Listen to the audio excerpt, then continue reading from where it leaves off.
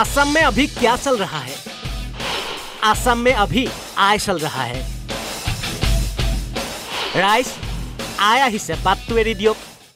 আতৰি দিয়ক, আতৰি দিয়ক, ডাঙৰীয়া আহিছে, আতৰি দিয়ক, আতৰি দিয়ক।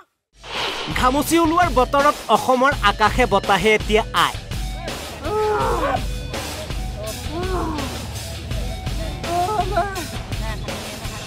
কৰবাত যদি আয় ভৱিষ্যতবাণীত বগা ঘোঁৰা ওলাইছে, কৰবাত আকৌ পুৰুষায়ে মহিলাৰ কাপোৰ টানি চলাইছে তাণ্ডৱ। আতৰি দিয়ক, আতৰি দিয়ক, ডাঙৰীয়া আহিছে, আতৰি দিয়ক, আতৰি দিয়ক। ভাইৰেল আইক লৈ তপত হৈছে অসম। আৰক্ষীয়ে এবাৰ আইক টানি আনি পোৱালেহি থানা। দূৰৈৰ পৰা আহিছে প্ৰভু, মই জানিছো আপুনি মোক যি দিছিলে। এই দৃশ্য আছিল গহপুৰ। কিছুদিনৰ পূৰ্বে এনেদৰে আই ওলোৱাৰ ঘটনা কেন্দ্ৰ কৰি গহপুৰৰ জালুকবাৰী গাঁৱত ৰৌজাল বৌজাল।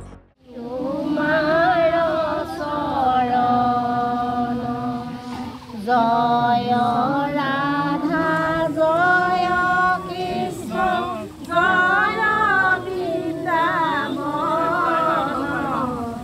জয় জয়।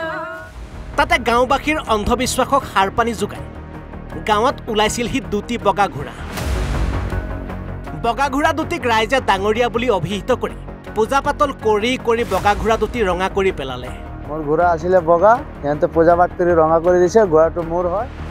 শেষত বগা ঘোঁৰাৰ মালিক ওলোৱাৰ পাছতেহে ওলাই পৰিল গুমৰ ফাঁক।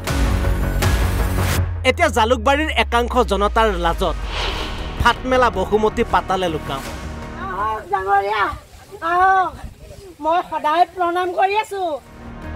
গহপুৰৰ এই খবৰ মাৰ যোৱাই নাছিল। এবাৰ পুৱাই পুৱাই আকৌ খবৰ আহিল বোলে আই ওলাল এবাৰ বিহপুৰীয়াৰ বকুলগুৰি গাঁৱত।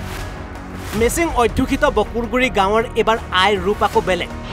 4 মহিলাৰ লগতে আই লম্ভিছে 3 পুৰুষৰ গাত। আই লম্ভা উক্ত দলটোৰ বিৰুদ্ধে অভিযোগ গাঁৱৰ এঘৰ মানুহৰ বাকচ ভাঙি ধন লোৱাৰ লগতে পুৰুষায়ে মহিলাৰ কাপোৰ খুলি দিয়াৰো গুৰুতৰ অভিযোগ।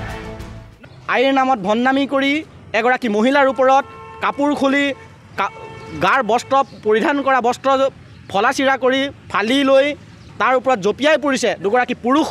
আইৰ নামত ভণ্ডামি কৰি সেই মহিলাগৰাকীৰ বোৱাৰীৰ ওপৰত চুলিত ধৰি কেঁচুৱা বুকুচা লৈ থকা অৱস্থাত কেঁচুৱা বুকুল লৈ থকা অৱস্থাত সেই মহিলাগৰাকীৰ বোৱাৰীক চুলিত ধৰি চাঙৰ পৰা চাংঘৰৰ পৰা টানি একেচাতে পেলাই দিছে মাতিলে।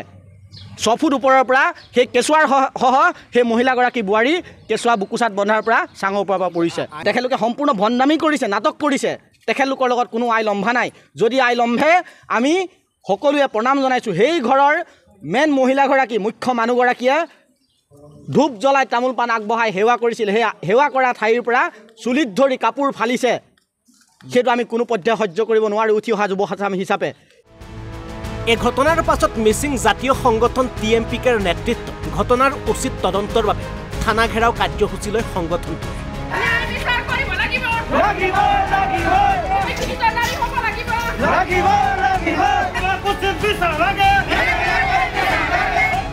শেষত আই সহিতে আটাইকেইজন ব্যক্তিক আটক কৰি থানালৈ লৈ আহে আৰক্ষীয়ে।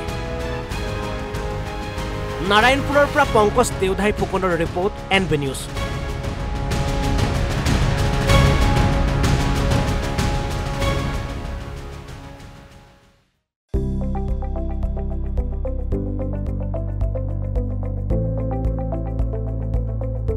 NB নিউজ, সহজ সৰল ভাষাত নৱভাৰতৰ কথা।